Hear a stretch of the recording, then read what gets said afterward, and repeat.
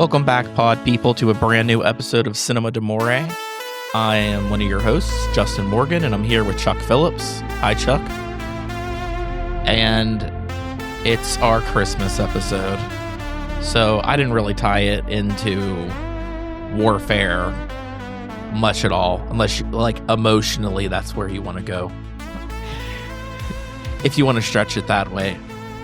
I'm sure, have you thought of any ways to tie warfare to the Holdovers? People dying in war? I mean, it happens. It's off screen in Holdovers. Vietnam War. There's warfare. I was trying to think. I was they get in a helicopter to go to their ski trip, but I was is there a helicopter in warfare? And I was no, there's a jet that flies over, but I don't think there's any. None of the characters are in helicopters. I mean, somebody gets injured in both movies. True. Yeah, there's anything. You can connect them anyway. There's always a connection. Yeah, I think that's Giamatti wasn't in warfare, right? Not that we know of. They'll Didn't say have a secret cameo. He worked off camera. He does what Joseph Gordon-Levitt does in Rian Johnson's movies, where he will be a voice cameo. That poor guy's probably please, Ryan, put me in something else. It's been too long. He's can I have an actual role where I'm on the screen doing something? Yeah. We're talking about Alexander Payne's The Holdovers from 2023, a movie that I've revisited every Christmas since. I mean, I know that's not a lot, but I like the movie a lot. I think it holds up. It's not the happiest of movies, I would say.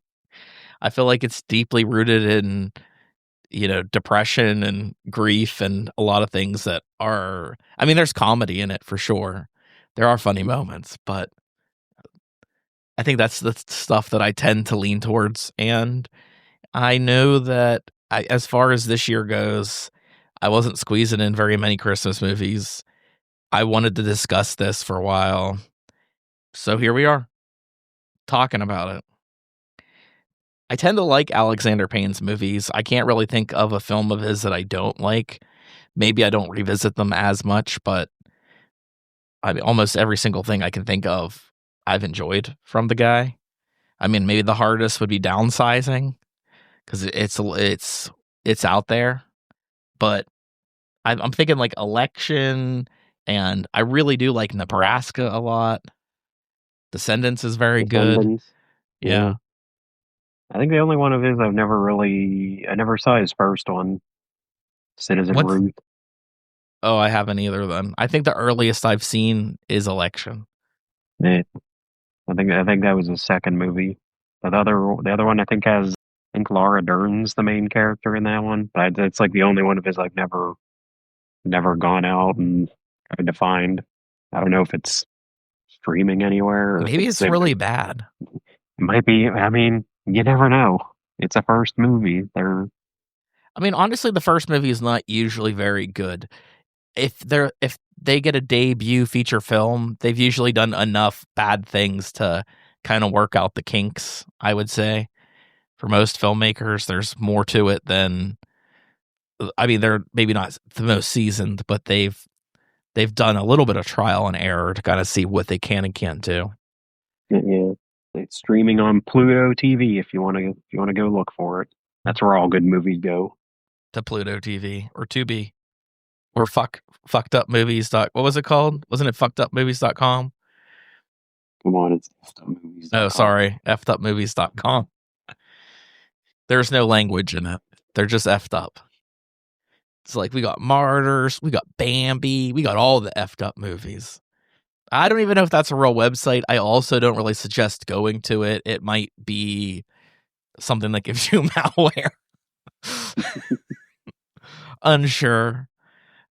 With The Holdovers, which it takes place during Christmas, and I feel Christmas is obviously heavily involved if it's not Christmas songs. But I don't think that Alexander Payne's done it before, but he really does this hard 70s aesthetic for this movie. It's not shot on film. It's shot digitally.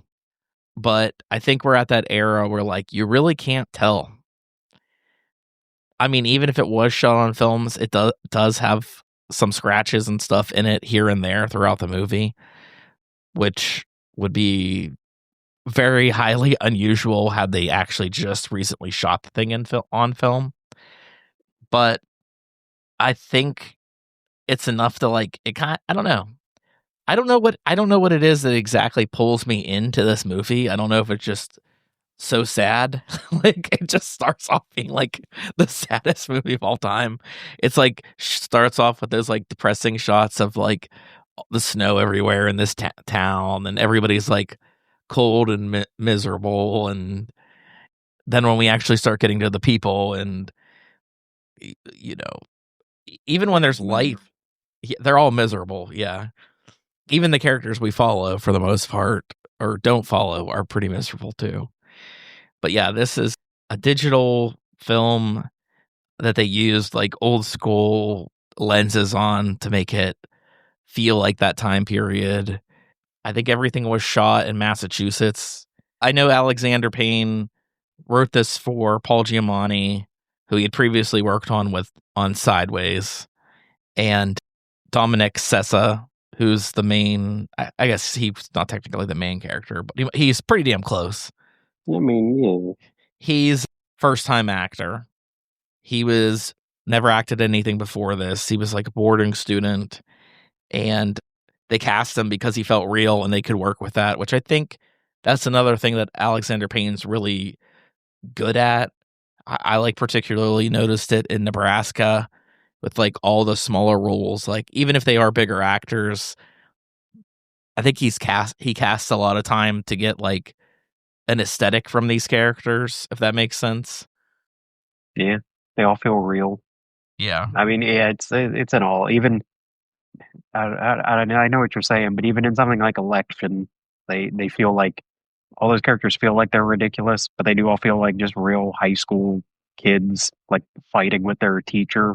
Which I guess that feels like maybe there's like a callback to that in this film, and that it's the relationship between teachers and students a little bit more extreme in something like Election, where Matthew Broderick's character like absolutely hates these kids. Like Yeah. he seems like he just genuinely does not like being a teacher and not like being around kids at all. Which I mean, Paul Giamatti also doesn't seem like he particularly likes being around kids either. They're both kind of just stuck there for their own reasons. They can't go anywhere else. They kind of don't have future career plans anywhere else. Yeah, they're like clearly like emotionally stuck, and as the movie's going to be physically stuck because they're held over, between the holiday, which I don't know. I never heard of it called being held over before, so I had no idea what the holdovers was, and then I felt just kind of dumb because, well, I never did any sort of like boarding school type Never scenario. went to a fancy place like that. I wasn't fancy like that, so no, I was Or in those unsure public of it. schools where they were like, get out of here. We don't want you anywhere near the school over the holiday break. Yeah, you don't have anywhere to go? Not our problem. Too bad. Yeah. Yeah, I mean, roughly, I wasn't really watching the runtime this time, but once the characters kind of get whittled off, when they get the holdovers, there's 5 of them, I believe, and within probably like 15 minutes or so of runtime, they leave through this one character's dad showing up and use a helicopter and basically offers to take them all skiing and stuff. But the main kid, Angus, his mom more or less abandoned him, won't answer his phone calls. So he gets stuck with Paul Giamatti and their cook, yeah, the lunch lady, Mary, and everybody. So it's basically those three, and the premise is those three becoming kind of a family, which I think is another like theme that he likes to do, Alexander Payne, of people more or less connecting when or where you think that they otherwise wouldn't. That was the thing that surprised me the most when I first watched the movie, because the movie does the tone is completely different from, when it starts. Paul Giamatti's told like, because he failed some kid and his parents are mad at him, so it's like, well, now you have to watch over all these kids, like five or six of them, and it's like it seems like it's more or less just going to be like, oh, it's a comedy of these kids will fight each other and you know do all sorts of things over the winter break. But like you said, it's like 15 minutes later, that guy's dad shows up with a helicopter and is like, let's all leave, and then it's just the one kid by himself with Paul Giamatti. And I'm like, oh, that took a different turn than I was thinking it was going to. Yeah, pretty quick, and, like, I mean, it still gets funny throughout, even, like, when it's just the 3 of them. The scene where he says he's gotta use the bathroom, and he catches him on the payphone trying to, like, book a hotel, and they start he starts chasing him down the the hallway. Feels very much like it's very Shining esque. They're in this whole huge school by themselves, just three people as a family. It is Shining-esque in the fact that it doesn't feel very warm either. It's not just the ice it's not just the isolation in that cold setting, but I don't know, they rarely seem like they're, like, nice and toasty. Maybe at the most when they're in Paul Giamatti's, like, apartment watching the Newlywed Show or something like that. That's about, like, as close to that kind of feeling as you get.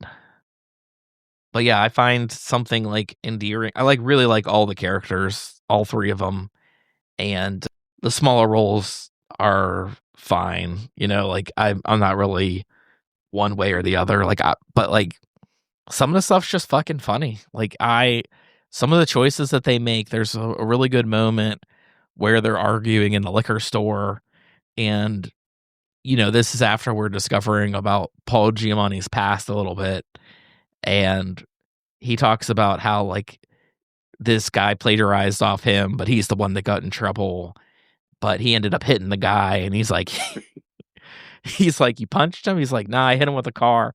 And so there's this whole discussion, and all it is this shot that I guess is pretty much the clerk's perspective, but they never show the clerk except for, like, one shot when he's like, "Here's your Jim Beam killer." It's just like a nice little extra thing that's showcasing that other people are around, and it breaks the tension a little bit in a good way. Yeah, I do love to. One of the other great running bits through the whole movie is that Angus can like never tell which eye is supposed to be the lazy eye. He's like, I can't tell which one's looking at me. Which eye am I supposed to look at? And I think it's a skill too, because he he says it to be an asshole, but, like, the moment that it's revealed is, like, a very sentimental moment when he's finally like, "It's this side. This is the eye that you should be looking at." It almost feels like Paul Giamatti's, like, inconsistent with the eye that's supposed to be crazy, because like, I don't know what he's wearing. I don't know if he's wearing glasses or if he's just It's a contact. Yeah, is it a contact lens? Is it digital? Is he actually physically keeping his eyes in a crazy angle? I don't know. he doesn't have that skill. He's not like Bill Skarsgård. Yeah, I don't know. I mean, if Bill Skarsgård can do it, there's gotta be other people that can do it. But yeah, imagine having that skill and you're an actor and you're like, eventually I'm gonna hit a role where I can do this. But yeah, I was looking up something else too that I was like, this has to do something with the plot, and but I wasn't thinking like I wasn't thinking what the war was, which was in the classroom because he teaches history. It's the Peloponnesian War, and I didn't realize that that was the war between Athens and Sparta. So I was like, they bring it up so fucking much, but they don't go into any other details about that war, to the point that I'm like, it has to do something with this story. And like the things that I was seeing about it was like it's one of those wars that went on for too long, and there's no real winners to the war. There's just like people that have survived the war.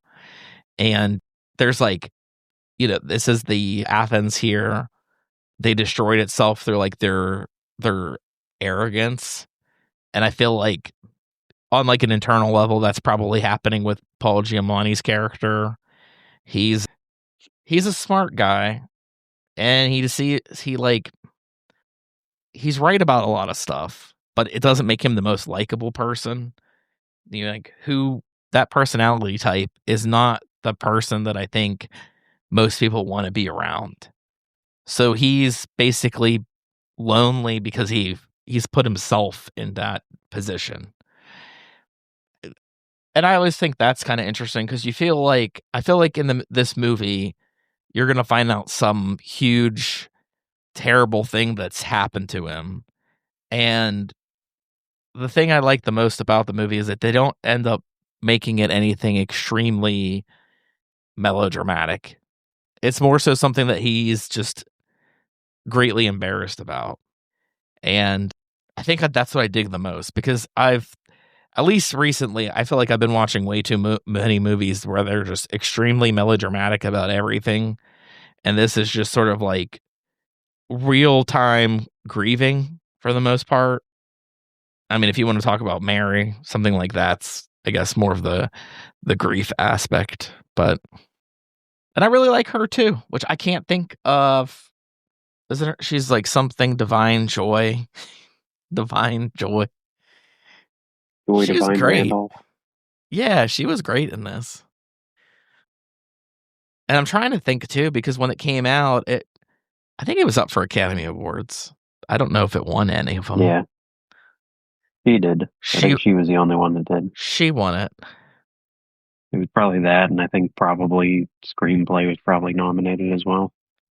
Yeah, it's a weird thing because like I felt like this movie really like snuck under the radar for me because I remember seeing the trailer and thinking it looks funny, but it also looks like maybe it's gonna miss the mark completely. And like you said, it wasn't the humor that I thought that it was gonna end up going for. Like it looks almost like in the trailer it's gonna be some sort of slapstick thing, but most of the humor just comes from like very uncomfortable moments. Like it's just continuously uncomfortable moment after uncomfortable moment. I think like when after they go, like he injures himself and they go to the hospital and after they relocate his arm and get his medicine and they end up going to that bar and the guy, the Angus's character almost gets in a fight with an old war veteran with a missing hand. And he's like, why don't we play together? we, you can be the left hand and I can be the right hand. But I also feel like they don't kind of like they tackle scenes in a very realistic way, like in that moment too, where Paul Giamatti is like instantly trying to diffuse the situation, buys them a beer. Angus is mad that he bought them beers, and he's like, "Those guys were assholes. Why would you do that?" And he's like, "The fucking dude got his hand blown off. Like he, like let's just kind of forget about this. Let's de-escalate the situation and move on with our lives." But I also like that, like Angus's curiosity and like he's he's just constantly thinking and thinking and thinking. So he's constantly calling Paul Giamatti out on everything.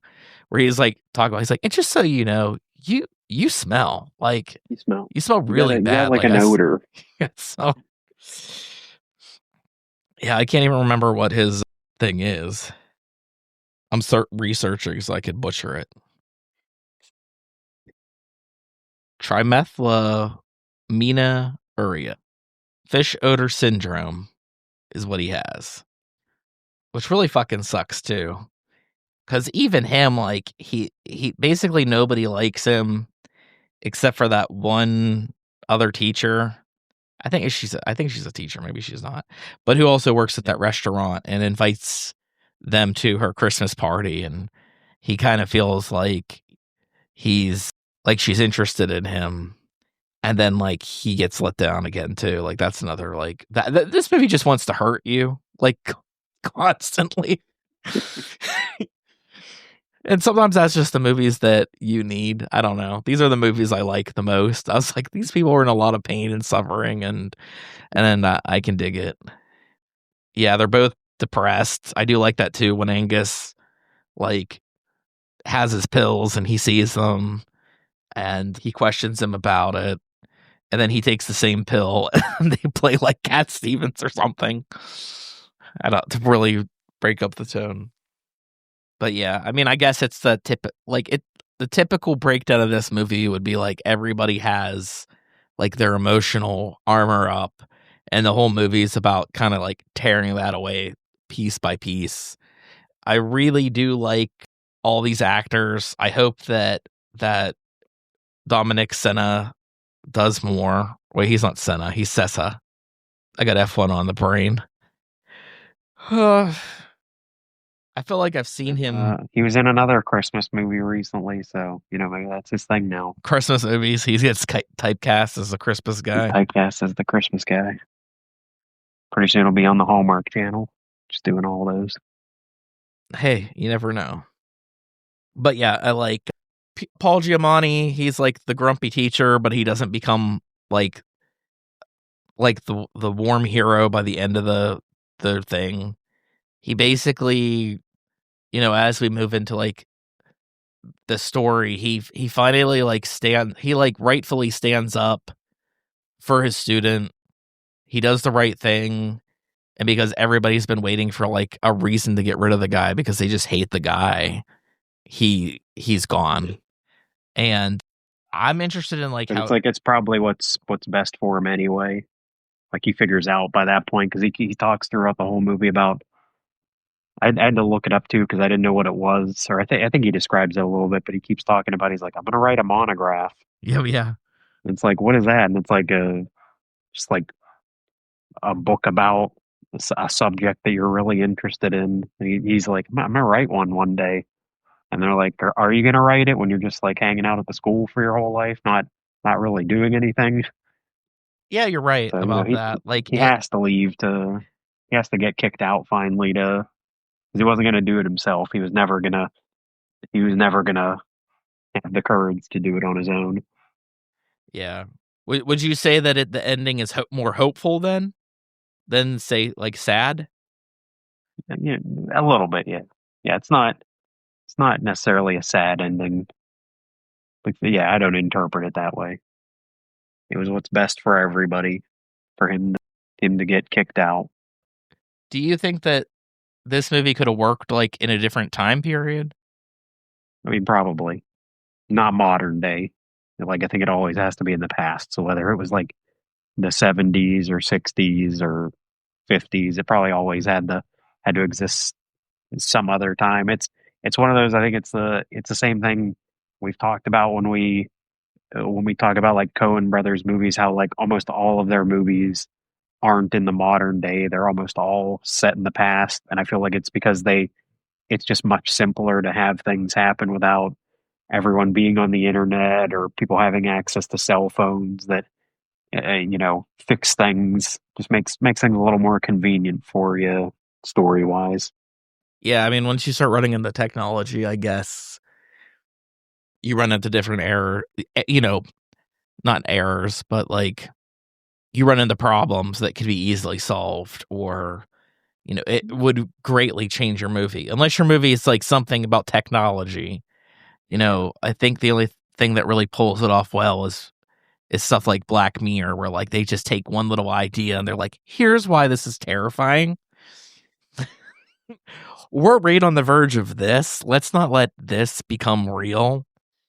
And I think this kind of like, yeah, stripping away some of the technology ends up making things a little bit more. Well, they're also a lot more isolated too for characters that are supposed to be lonely to not have like the internet or anything like that. But yeah, got Paul Giamatti's character is almost kind of lonely his whole life, it seems. And Angus's character has been pretty lonely since like his dad's been locked up in a mental institution and his mom doesn't really care about him. And then Mary's character, which we didn't really talk too much about, her son had went to the Vietnam War and he died. And like there's also like a light, I would say the lightest, but there's a point where they're like talking about kids that go to that school. The what are they called? Bardem boys. They go to good Yeah, schools. When you go to that boarding school, you end up in a good Ivy League school. You don't end up drafted for war. And they're like, well, that's not what happened to Mary's son. And the most you really get out of like Paul Giamatti from it was like, that's interesting, right? Didn't work out for that guy. And yeah. very clearly I mean, the hint is like, yeah, what was different about him from everybody else that goes to this school? yeah, like they discussed too, because he's black. There's almost, I don't think there's a single other black person in that school. And the only reason, I think his name was Curtis, right? Curtis got into the school because his mom worked for the school. Yeah, everyone else is like they have to pay. Their parents have to pay to put them in the school. I mean, obviously they're rich. They have helicopters and they're flying the kids to some ski resort. Yeah, I do like the when they do go to Boston. They kind of take a field trip to go there. When he just thinks like, I gotta go visit my dad. And he's like, yeah, I guess we can just like go to the cemetery. Then they pull up to the mental institution. He's like, well, this isn't where I thought we were. This isn't where I thought we were going. Yeah, because even earlier, the mom says something over the phone like, your dad's not with us anymore. And I need this in my life and I need to do this. So, yeah, you do think that he's going to be gone, dead, and he's not dead. But Yeah. And then seems like everything maybe works out. He gives him a snow globe, and it's like it's fine. Then later, I think he used that snow globe to like attack people, try to like yeah, kill now the they're like, staff. now he has to go to a completely different place. And I'm thinking, it seems like an overreaction from the mom, but, enough to get Paul Giamatti's character fired when he says it was his idea. They're like, we know he conned you. And I guess that also makes the end a little bit more hopeful for Angus too, because he's not going to military school, which is what's constantly threatened. I think they said it's like his third school. But yeah, I don't think he's a bad kid. Like, he really doesn't do anything bad. Maybe he's, as Paul Giamatti puts it, he's too smart for his own good, because like he even brings up to the parents like how smart your kid is. You have to realize how smart he is. It's more like he's highly intelligent, but maybe he's not using his brain for the right stuff right now. But he does also kind of need him, because I feel like he's the character. Angus is the character that is the most blunt about like the emotional stuff. Like, if something slightly bothers Paul Giamatti, he's calling him out on it. He's the one that's like, what's going on with this? And Paul Giamatti's sort of like, well, that's extremely personal. I don't want to get into it right now. So, he does push people. Also, you kind of feel like even early on, like when they are getting their test results back, and everybody does terrible in that class, except for Angus's character, who gets a B+. And they kind of use the scene to be like, Paul Giamatti is a tough teacher. Nobody likes him. We know the faculty doesn't like him. And then he more or less like gets everybody to turn against Angus, because Angus is sort of like, he offers bonus stuff, but it's going to be all new material when everybody, starts losing it. And they're like, why are we doing this right before we break? So to kind of pin all this stuff on Angus, like the reason why he took all the opportunity away, it's his fault. It just kind of isolates them more.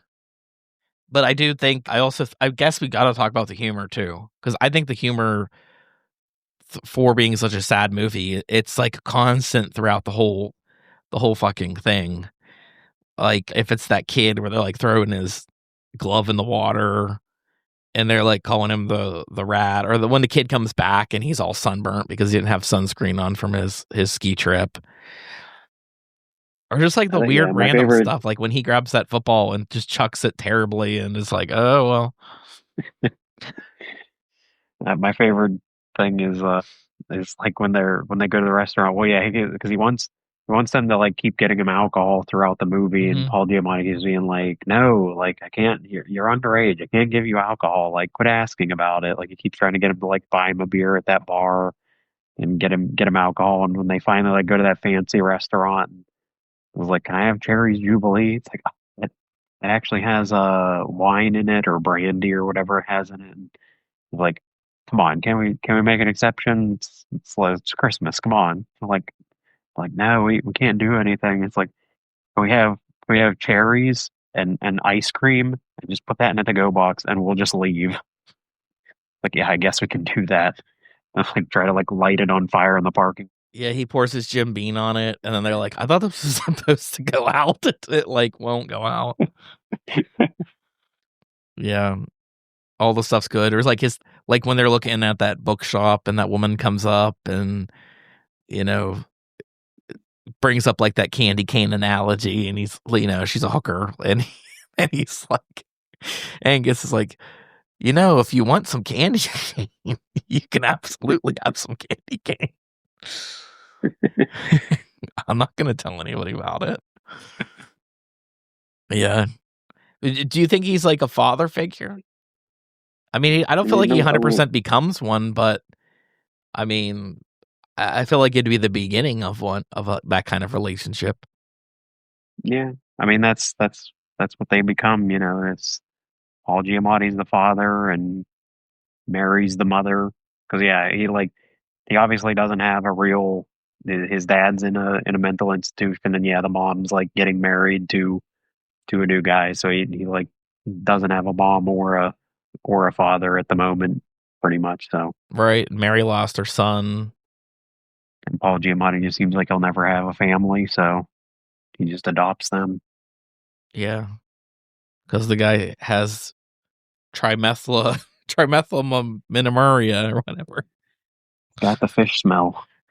The fish odor syndrome, which if you have that would absolutely suck. That would be the worst thing if you couldn't wash away a odor that you have would be the absolute worst thing. I really do think that would be one of the worst things in life to be like, this dude just smells all the time. I mean, there are some people that are just like that. It's like that Seinfeld episode. The B's supposed to stay with the O. But yeah, I think I guess I would say like my final thoughts on this because unless you have more to say, I could kind of I dig this like sad vibe through this entire movie. It's not usually you get a movie that's like this where it's more about like the loneliness during the holiday season. It kind of is disguised as a comedy a bit. Like I said, there are funny moments, but like the closest I can think of is something like It's a Wonderful Life, where most of the movie seems all right, but like by the end of the movie, the guy wants to kill himself. So it gets really fucking dark. It basically comes down to people being like, you make our lives better for this reason, this reason, this reason. And I feel like the Holdovers is similar in the sense that like they do need each other to point out each other's strengths. Like they don't realize their own strengths. They all just kind of feel like, they're not worthy or they're not deserving or like this happened to them for some sort of reason. And I don't know. I think that realism hits me a lot more. Unless you get into some things like, I don't know, Bad Santa. There's nothing more real than Bad Santa. Bad Santa gets very real in some aspects where just like, are you fucking with me type shit with the matter of factness that Billy Bob Thornton has. I would say it's the most realistic movie, but like, yeah, it's a good movie. So it's a great Christmas movie. But yeah, it's not all the super happy and but it does have those Christmas themes about the makeshift family and the spirit of like being there for one another, as opposed to like, hey, this is about the origin of Santa Claus. Yeah, it's a good Christmas movie. It's hard to find a good one. It's not too, I don't know, yeah, too overly sentimental or, I mean, just the millionth version of Christmas Carol when we all know the perfect version is the one with the Muppets. We don't need any more Christmas carols after that one. Is the perfect version the theatrical one or the extended version? You have to have the extended version. It literally it literally doesn't make any sense if you don't watch the extended version because there's just parts that they reprise a song that's not in the version where they cut that song out. So it's like there's no connection to it. It's like why are they singing that song like they've sung it before? Oh, you might just think it's a musical ideology where everyone breaks out in the song and we'll just know the lyrics. Yeah, so it's a good one to. I'll try to watch this again every Christmas. Try to keep that going. There's certain ones that you watch every year, and gotta see if you can make room for it. Yeah, and I'm really bad this year. I watched Muppet Family Christmas, which I usually always watch pretty early in December, once I've put up decorations and stuff like that. And then I usually cap it off with It's a Wonderful Life. And this year I've watched Muppet Family Christmas, The Holdovers. So like I'm very, very low on the Christmas. I did not watch like any other Christmas movies. No Elf, no Home Alone, no Christmas Vacation. But who knows? I have one more day of You'll have work. some time off, I'm sure. Yeah, I have one more day of work, and then I have basically 2 weeks off. Maybe I'll binge a bunch, but by the time it hits Christmas, I'm not going to really want to watch Christmas movies anymore. Unless it's the good ones, unless it's the diehards. But all the diehards, all 5 of them, even the ones that aren't even at Christmas. A Good Day to Die Hard. We should discuss some of those ones because that movie's awful. That last Die Hard's really bad. I mean, that's the only one that's bad. Like the first one's the best, and the other 3 are very watchable. That's the only one that's like, I'm not good. Yeah, I've kind of like 2 lower on the list because it's like almost copies the first one so much. So like I really enjoyed the third one, and I really think the fourth one's great good too. Samuel L. Jackson. Yeah, Samuel L. Jackson one's great, and the Justin Long one's great. Even for being PG-13, which is what everyone bitches about because like the ratings matter. They made it PG-13. Maybe people just the movie where Kevin Smith got to meet Bruce Willis and then eventually learn that Bruce Willis probably hates him. Yeah, where it all started. I actually heard, and it's funny too. M. Night Shyamalan was talking about working with him, and like I guess he was really rough on The Sixth Sense. Like the question, like he was asking M. Night Shyamalan like hard questions and like fighting him and pushing back against things that his character would do. And I guess he tricked him into getting this scene that he wanted. And then Bruce Willis became like super respectful of M. Night Shyamalan. That was like only one other person ever did that to me in their life. And, they pulled it off, and you're one of the greatest directors of all time. And then you heard Kevin Smith where he said that like he was getting ridiculed by Bruce Willis all the time because he was like, he didn't know what lenses his cinematographer was using, and he's like, how the hell are you the director? You don't know what these lenses are gonna do. It's probably the movie that like pushed him into like, okay, I just need to get high with Seth Rogen. But yeah, we'll be back next year. I guess we'll primarily keep our bi-weekly release.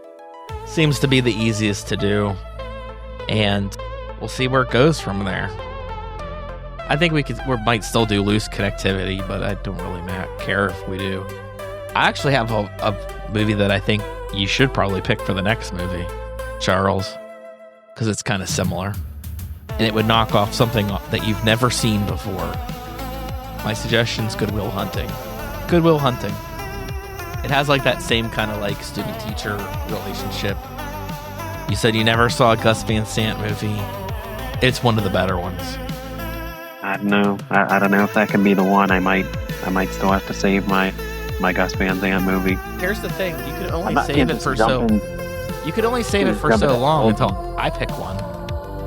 You can do it. You can do it by your own decision, or you could be forced from my decision. I mean, speaking of Bill Skarsgård, he's in his next one, so maybe that could be it. I actually heard that was very good. Like, it's getting very good ratings. Dead Man's Wire. Yeah. Like a weird. People keep saying Dog Day Afternoon, but I think it's just vaguely because it's a similar setup in a similar time.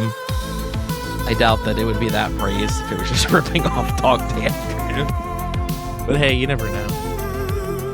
Actually, Al Pacino's in it too. You saw the trailer, right?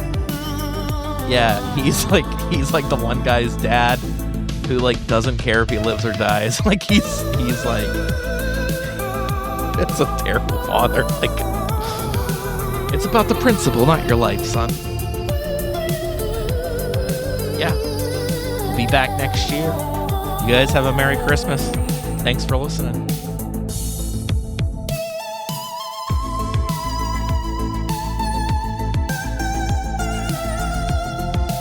We're Cinema D'Amore. Follow us on Facebook and Twitter to stay up to date with news and information on upcoming episodes. Find us on Apple Podcasts, Google Podcasts, Podbean, Spotify, Amazon Music, Audible, Pandora, Alexa, or iHeartRadio. It would be greatly appreciated if you subscribe to our podcast on your platform of choice. We also appreciate feedback, so rate us, review us, and let us know what you think. And above all else, thank you for listening.